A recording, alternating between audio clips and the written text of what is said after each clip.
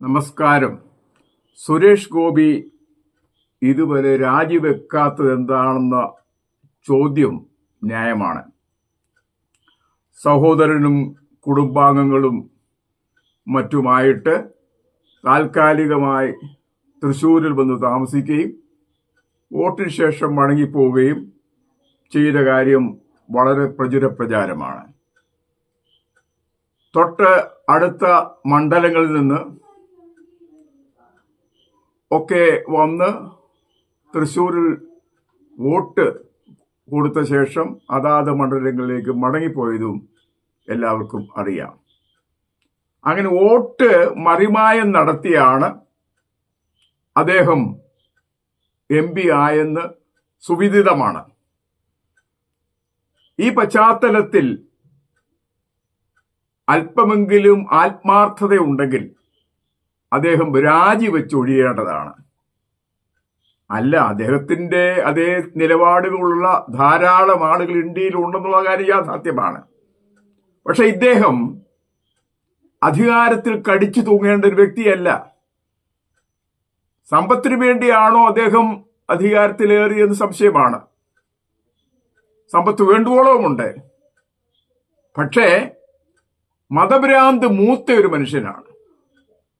സിനിമയിൽ അഭിനയിക്കുമ്പോൾ ആളുകളെല്ലാം ചിന്തിച്ചു കാണും ഒരു നല്ല മനുഷ്യനാണെന്ന്.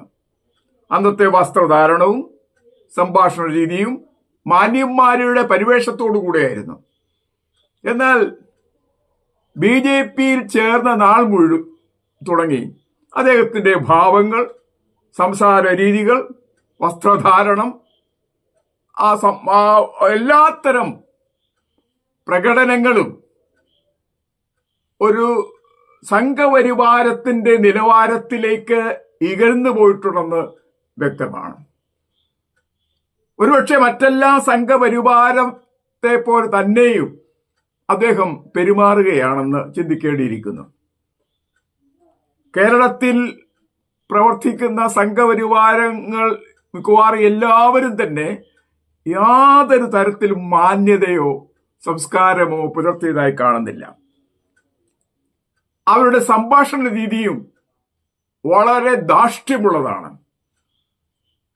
BJPയുടെ മുൻ പ്രസിഡന്റ് കേരളത്തിന്റെ K. സുരേന്ദ്രൻ പറഞ്ഞു, 35 MLA-മാരുണ്ടായാൽ കേരള ഗവൺമെന്റ് അല്ലെങ്കിൽ കേരളത്തിൽ ഭരണം സ്ഥാപിക്കുമെന്ന്. എങ്ങനെയാണ് അത് സാധ്യമാകുന്നതെന്ന് അദ്ദേഹത്തിന് മാത്രമേ അറിയാവുള്ളൂ. ഒരുപക്ഷെ അദ്ദേഹം കാശ് കൊടുത്ത് മറ്റ് MLA-മാരെ വിലയ്ക്ക് വാങ്ങുമെന്നായിരിക്കും ചിന്തിച്ചത്. അത് സാധ്യമാണ്. കോടിക്കണക്കിന് രൂപ അവർക്കുണ്ട്. അവര് പറഞ്ഞാൽ കൊടുക്കാൻ ധാരാളം പണക്കാരുമുണ്ടല്ലോ. എന്നാൽ അടുത്തിടെ കേന്ദ്ര ആഭ്യന്തരമന്ത്രി അമിത്ഷാ വന്ന് പറഞ്ഞു, 2026 തെരഞ്ഞെടുപ്പിൽ BJP അധികാരത്തിൽ വരുമെന്ന്. അതിന്റെ അർത്ഥം അന്ന് നമ്മെ പോലെയുള്ള ആളുകൾ മനസ്സിലാക്കിയിട്ടുണ്ടോ എന്ന് സംശയമാണ്. എന്നാൽ ഇപ്പോൾ മനസ്സിലായി, അത് വോട്ട് മറിമായത്തിലൂടെ, തട്ടിപ്പിലൂടെ, കള്ളവോട്ടിലൂടെ അധികാരത്തിൽ വരുന്ന കാര്യമാണ് പറഞ്ഞതെന്ന്. അതിന്റെ തെളിവുകൾ ഭാരതത്തിലുടനീളം നാം ഓരോരുത്തരും കണ്ടുകൊണ്ടിരിക്കുകയാണ്. എത്രയെത്ര തട്ടിപ്പുകൾ, EVM തട്ടിപ്പുകൾ വരെ ഇപ്പോൾ രംഗത്ത് വന്നിട്ടുണ്ട്.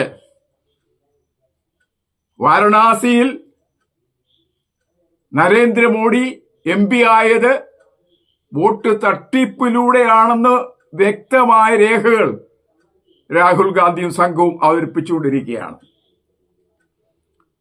ബാംഗ്ലൂർ തന്നെ ഒരു മണ്ഡലത്തിൽ 1,250,000 കള്ള വോട്ടുകൾ ഉള്ളതായി രാഹുൽ ഗാന്ധി കണ്ടെത്തിയല്ലോ. ഒരു മണ്ഡലത്തിലെ സ്ഥിതി അങ്ങനെയാണെങ്കിൽ 540 പരം MP-മാര് മത്സരിച്ച അല്ലെങ്കിൽ കോൺസ്റ്റിറ്റ്യുവൻസിയിൽ നടന്നിട്ടുള്ള തട്ടിപ്പുകൾ എത്രത്തോളമായിരിക്കും? ഈ ഒരു അനുമാനത്തിന്റെ അല്ലെങ്കിൽ ഈ ഒരു തട്ടിപ്പിന്റെ വെളിച്ചത്തിലാണല്ലോ 400 സീറ്റ് വരെ നേടുമെന്ന് BJP അവകാശവാദം മുഴക്കിയത്. അപ്പോൾ ഈ പാർട്ടി മൊത്തത്തിൽ തട്ടിപ്പ് പാർട്ടിയാണ്. വഞ്ചന കാണിച്ചുകൊണ്ടാണ് അവർ അധികാരത്തിൽ ഏറിയിരിക്കുന്നത്. അത് കേരളത്തിലും അവർ ചെയ്തുകൊണ്ടിരിക്കുകയാണ്. ഒരുപക്ഷെ ഈ ഒരു സംരംഭങ്ങളെ, അതായത് രാഹുൽ ഗാന്ധിയുടെ ഈ പരിശ്രമങ്ങളെ കുഴിച്ചു മൂടുകയോ മറ്റേതെങ്കിലും വിധത്തിൽ ഇല്ലാതാക്കുകയോ ചെയ്ത് അവർ വീണ്ടും അധികാരത്തിൽ വരാൻ ശ്രമിക്കും. അതാണ് BJP, അതാണ് സംഘപരിവാരം, അതാണ് RSS.